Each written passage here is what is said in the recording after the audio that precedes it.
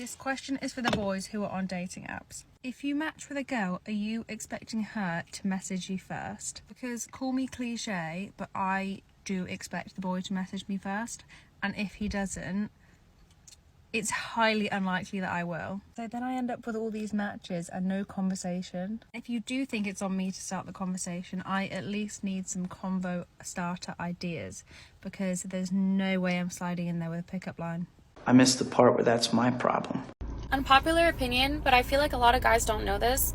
If you're dating a pretty girl and you just automatically assume that she's gonna cheat on you, this is where you went wrong. Pretty girls don't give in to attention easily, and the reason why is because they've lived their entire lives getting attention, like without even trying.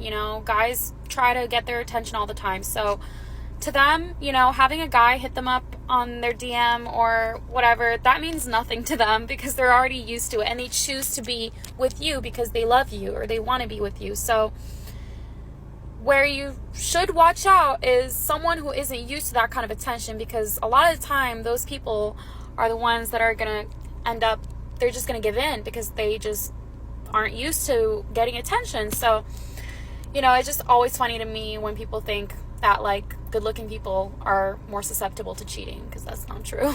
I know why all the good-looking guys treat girls like shit. Supply and demand. There are way less good-looking guys than there are good-looking girls. The less there is of something, the more in demand it becomes. AKA, the value increases. AKA, guys realize that. AKA, they treat us like shit, the good-looking ones, because they know they can. Ladies, let's stop this. It's time for us to give ugly guys a chance. We don't want you. Listen, I'm done with dating. I'm done. We spooned. And that's when the flutters happened. And that's when I knew he was going to ruin my life. I'll tell you now, if he gives you fanny flutters, dead it. Sack him off. If he makes your min twinge, he ain't a keeper. Sack him off. Dead it now. Those fanny flutters, those twinges, it's the devil's work. It's the fucking devil's work.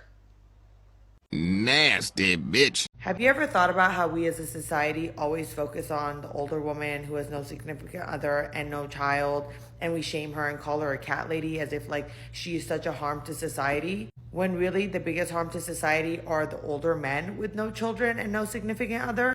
These are the people that are in the club looking at younger women, trying to sleep with younger women. They're typically very pervy, they're weird, they're creepy. And more often than not, they have these ugly bachelor pads that feel cold, but somehow ending up as a bachelor with no children, no significant other is fine, despite the fact that those are the people that are actually harmful to our society.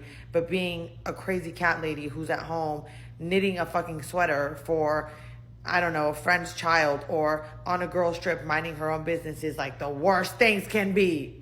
It does not matter who a woman expects to message first on dating apps, because regardless of who messages first, they will always succumb to Chad Roan's advances. The average guy will rarely match with her, and when he does, she will ignore him regardless. That is unfortunate. The problem isn't her hunger for attention, it's her proclivity towards hypergamy.